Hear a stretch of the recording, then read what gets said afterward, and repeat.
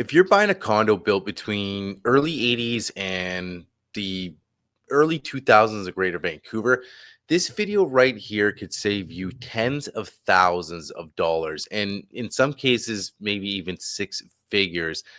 You've probably heard the term leaky condo, but do you actually know what that means? And this, what are the signs to look out for? In this video, I'm going to break it all down so you can be a more well-informed buyer if you're shopping in this era.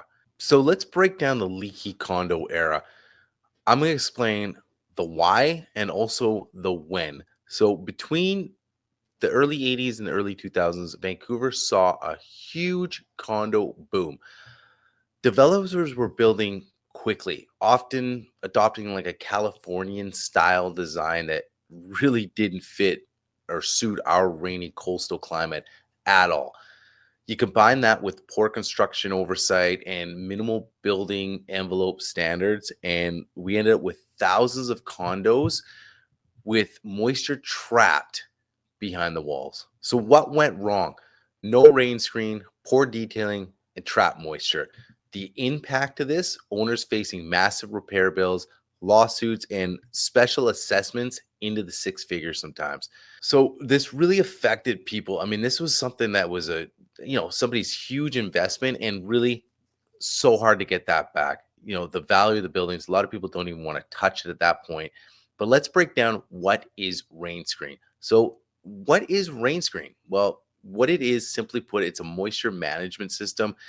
It's basically a gap between the building's exterior cladding, right? That's the first level defense, and the wall sheathing that allows any water that gets in, it is able to get out. It gives a building a chance to quote unquote breathe.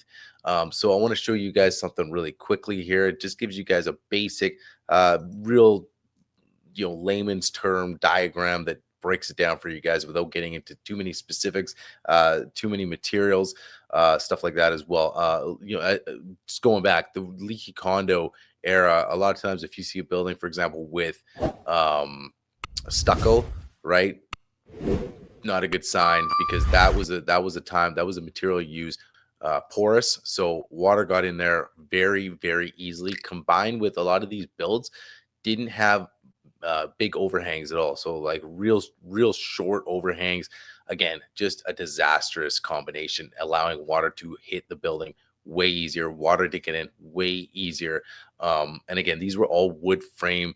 A lot of these were wood frame buildings, right? So again, they're adopting this California like styles that was for a completely different climate, right? We're here in the wet West Coast, and that's why you just came across all this mess of the leaky condo era. But again, let's go through this diagram.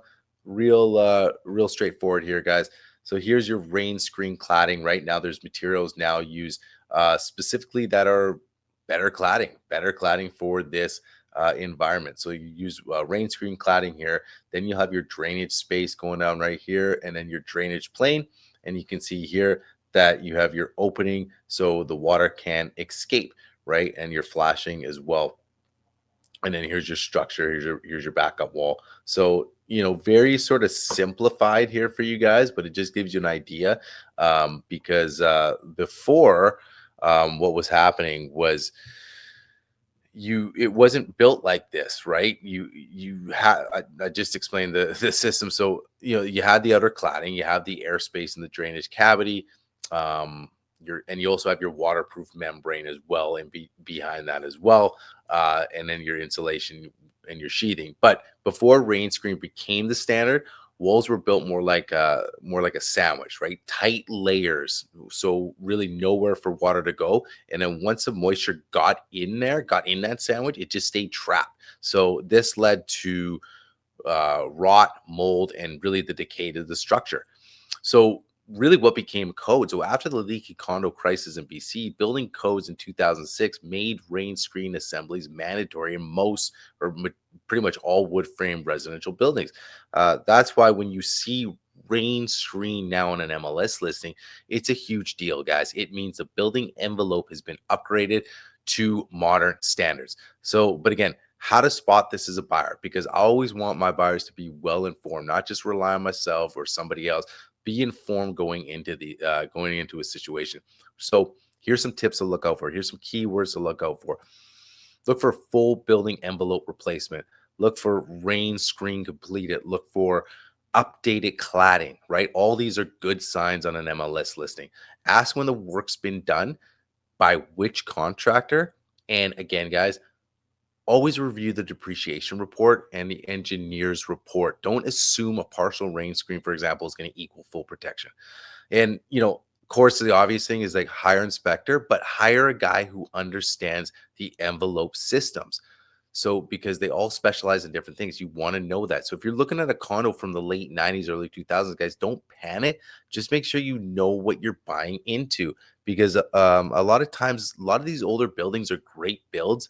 They offer more square footage. They offer really cool designs and layouts. For example, I was just showing a unit that has a grandfathered in wood burning fireplace. That's real cool. You can't get that in a new build right now. And some people are like, hey, you know what? That's a real unique feature. I get this in Vancouver because it's already grandfathered in. The building was built in the mid 80s. But again, that's all good. If you see something like that, you might love it. You might say, I want this. This is real cool. Wood burning. But again, you got to look at what era you're looking into, and if you're in that mid 80s build, that was right in the heart of the leaky condo fiasco here in Greater Vancouver. But again, if you know what to look for, if you know what the keywords to look for, you have an inspector that is an expert in building envelopes, then you don't need to panic. You can walk in a place like that knowing you're confident when you leave there, because okay, that's great. I love all these unique, I love the layout. I love this fireplace. But again, now I can go back, do my due diligence, go through my checklist, know what to look for in these older buildings. And of course, rain screen is at the top of the list. But again, you're armed with that info, so that's what you want as a buyer. So, like, what are the lessons here, guys? The Leaky Condo era, it was painful, right? But it completely reshaped how we build now today in BC. Today, our building codes are among the best in North America when it comes to managing moisture. But still, history can repeat itself, right? So, understanding these lessons, again, can help you be a smarter buyer, a more informed buyer, and it is going to allow you not to make life altering decisions, because if you get in a leaky condo situation, you can be slapped with big time money. Guys, this is just a one of a 5-part series we're going to do on what to look for in older buildings and older condos in Greater Vancouver. So if you guys have liked what you've been watching and listening, please go down to this and hit the subscribe button, share and like the videos. It really helps out the channel. Again, I'm Ryan McMillan, the local realtor here in Vancouver. I help people buy and sell real estate. If you ever want to jump on a call with me, all my links are in the description.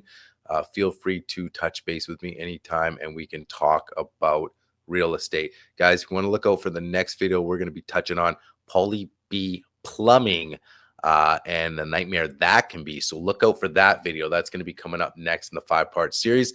And it's all about staying informed, guys. So that's all for this video. I'll catch you guys on the next one.